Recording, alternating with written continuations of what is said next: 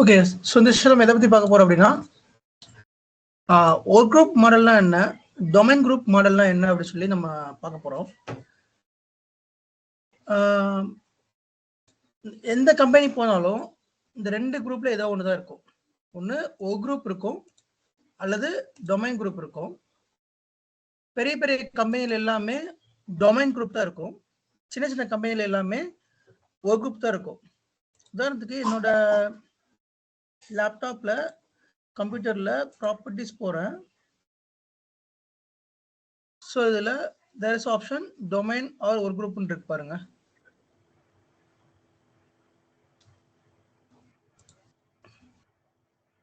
இது வந்து பார்த்தீங்கன்னா ஒரு குரூப்ல இருக்கு. என்னோட கரண்ட் லேப்டாப் வந்து ஒரு குரூப்ல இருக்கு. இப்போ வாட் இஸ் ஒரு குரூப் அப்படிங்கிறத பார்க்க போறோம். தென் இந்த சர்வர் பார்த்தீங்க அப்படின்னா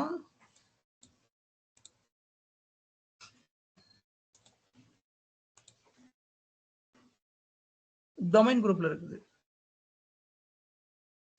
what is domain group, what is work group, இதுதான் நம்ம வந்து பார்க்க போறோம்.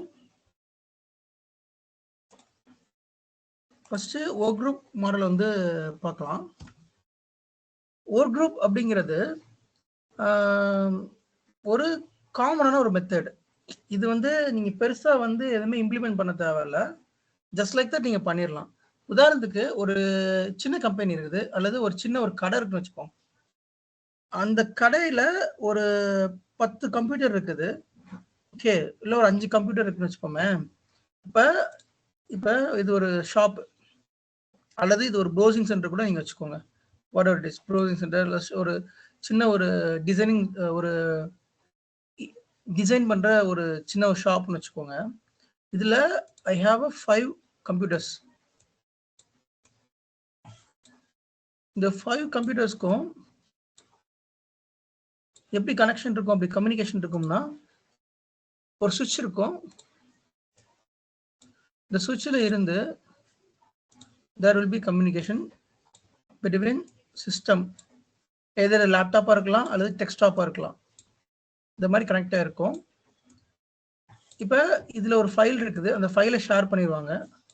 இப்போ அந்த ஃபைலை இந்த இதில் யாராலும் ஆக்சஸ் பண்ணிக்கலாம். இதுக்கு எந்த ஒரு கான்ஃபிகரேஷனோ செட்டிங்ஸும் தேவையில்லை. ஸோ இந்த மாடலுக்கு பேர் ஒரு குரூப்.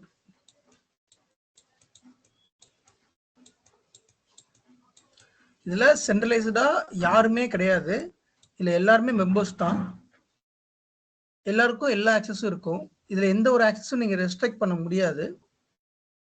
ஸோ இந்த மாதிரி நீங்க எதுவுமே பண்ணாம ஜஸ்ட் ஒரு கம்ப்யூட்டர், ஒரு சுவிட்ச். இந்த சுவிட்ச் வந்துட்டு எங்கன்னா ரவுட்டர் இருக்கும். இந்த ரவுட்டர்ல இருந்து இன்டர்நெட் சுவிட்சுக்கு வரும். தென் இதுல இருந்து இன்டர்நெட் வந்து எல்லா கம்ப்யூட்டருக்கும் பாஸ் ஆகும். இதுக்கு பேர் ஒரு குரூப் மாடல். வேற டொமைன் குரூப்பா இருக்குது அப்படின்னா,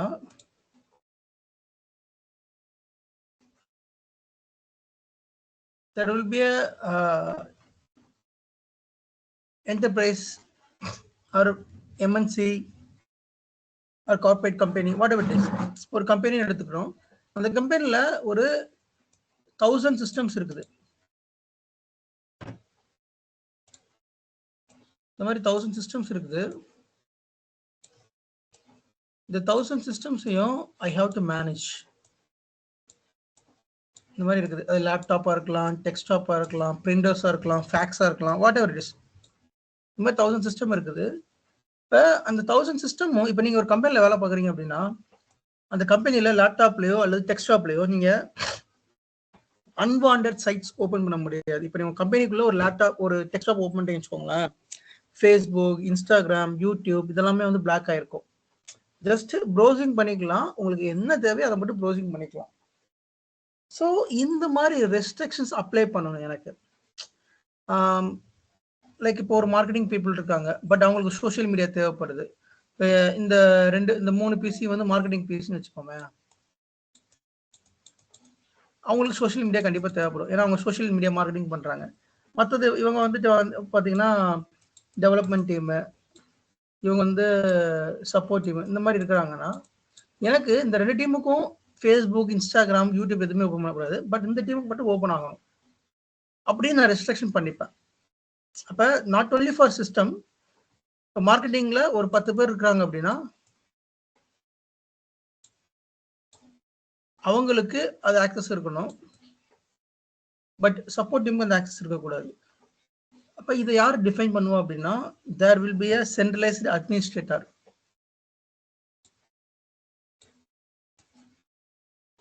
இந்த சென்ட்ரலைஸ்டு அட்மினிஸ்ட்ரேட்டர் பேர் தான் டொமைன் கண்ட்ரோலர். நேற்று நம்ம பார்த்தோம் இல்லையா, டொமைன் கண்ட்ரோலர் வந்து எப்படி நம்ம இன்ஸ்டால் பண்றதுங்க, அதுதான் டொமைன் கண்ட்ரோலர். இந்த டொமைன் கண்ட்ரோலர்ல ஏடி இன்ஸ்டால் பண்ணியிருப்பாங்க, ஆக்டிவ் டைரக்டரி. ஸோ இந்த டொமைன் கண்ட்ரோலர்ல ஏடி இன்ஸ்டால் ஏடியை வந்து நீங்க ஒரு சர்வர்ல, இது ஒரு விண்டோஸ் சர்வர், ஒரு சர்வர்ல நீங்க ஏடி அப்படிங்கிற ரோல் வந்து நீங்க இன்ஸ்டால் பண்ணிட்டீங்கன்னா it will act as a domain controller. Then the domain controller can control entire infra. இந்த டொமைன் கீழே யாரெல்லாம் இருக்காங்களோ அவங்க எல்லாத்தையுமே he can able to control. சரிங்களா?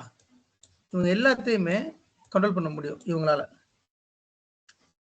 அப்ப இந்த மாடலுக்கு பேரு டொமைன் குரூப். இதுக்கு பேரு டொமைன் குரூப். அப்படிங்கிறது ஒரு டொமைன் நேம் இருக்கும், ஒரு டொமைன் கண்ட்ரோலர் இருக்கும், அந்த டொமைன் கண்ட்ரோலர் ஒரு டொமைன் நேம் இருக்கும். லைக் எக்ஸாம்பிள் இந்த மாதிரி.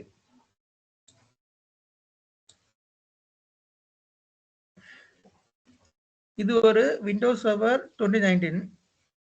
இந்த சர்வர்ல there is a domain techie.com. இந்த டொமைன் தான் டொமைன் கண்ட்ரோலர் ஆக்ட் ஆகுது. இது எப்படி நம்ம டொமைன் கண்ட்ரோலர் நம்ம சொல்லலாம்? ஸோ நீங்க சர்வர் மேனேஜர் போயிட்டு ஆட் ரோல்ஸ்ல போய் பார்த்தீங்கன்னா ஏடி வந்து இன்ஸ்டால் ஆயிருக்கும். டூல்ஸ்ல போயிட்டு பார்த்தீங்கன்னா active directory user and computers இருக்கும். ஆட் ரோல்ஸ்ல போய் பார்த்தீங்கன்னா ஏடி இன்ஸ்டால் ஆயிருக்கும். Active directory domain services DNS install ஆயிருக்கும். ஸோ அப்போ இது டொமைன் குரூப்ல இருக்குது அர்த்தம். ஸோ அப்போ டொமைன் குரூப்ல இருக்குது அப்படின்னா we can able to control the clients. இந்த டொமைன் குரூப்ல யாரெல்லாம் நம்ம கிளைண்ட் ஆட் பண்றோமோ அவங்க எல்லாத்தையுமே இந்த டொமைன் கண்ட்ரோலால கண்ட்ரோல் பண்ண முடியும். லைக் ஒரு ஸ்கூல்ல ஒரு 30 ஸ்டூடெண்ட்ஸ் இருக்காங்க. அந்த ஸ்டூடெண்ட்ஸ் வந்துட்டு கண்ட்ரோல் பண்ண அப்படின்னா there will be one teacher. அந்த டீச்சர் இல்லாதப்ப என்ன பண்ணுவாங்க, அவங்க சேட்டை பண்ணுவாங்க, ஏதாவது பண்ணுவாங்க. பட் அவங்க இருக்கிறப்ப ஒழுங்கா வந்து படிப்பாங்க. அதே போல ஒரு பெரிய ஆர்கனைசேஷன்ல மல்டிபிள் யூசர்ஸ் யூஸ் பண்ணுவாங்க. அப்படி அந்த மல்டிபிள் யூசர்ஸ் வந்துட்டு சும்மா அவங்களே யூஸ் பண்ணா கண்டமானிக்கு டேட்டா பிரீச் ஆகும். லைக் ஜிமெயில் ஓப்பன் ஆகும், எல்லாமே இது பண்றதுனால டேட்டா பிரீச் ஆகும். அப்படி பிரீச் ஆகக்கூடாது, எனக்கு ஒரு செக்யூரா இருக்கணும் அப்படிங்கிறதுக்கு டொமைன் குரூப் தான் போவாங்க, டொமைன் கண்ட்ரோலர் வச்சு. ஸோ பெரிய பெரிய கம்பெனியில் ஒரு 20 சிஸ்டம் இருக்க கம்பெனிக்கு எல்லாமே டொமைன் கண்ட்ரோல் வச்சுக்கலாம். ஒன்றும் இல்லை, ஒரு சென்ட்ரலைஸ்டு ஒரு சர்வர், அந்த சர்வரில் நீங்கள் ஏடி இன்ஸ்டால் பண்ணி டொமைன் கண்ட்ரோலாக மாற்றிங்கன்னா அது பேர் டொமைன் குரூப். சென்ட்ரலைஸ்டாக எதுவுமே இல்லாமல் ஜஸ்ட் லைக் தட் இருந்தா அதுக்கு பேர் ஒரு குரூப். சரிங்களா? இதுதான் அண்டர்ஸ்டாண்டிங். இதில் டவுட் இருக்கா? பிரதர், நேத்து ஒரு இஷ்யூ வச்சிருந்தீங்களா பிரதர்? அது சால்வ் பண்ணிட்டீங்களா பிரதர்? என்னாச்சு, எப்படி சொல்ல முடியுமா? இல்ல, இனிமே செக் பண்ணனும். Okay okay. இதுல டவுட் இருக்கா? இதுல எதுவும் இல்ல. ஓகே.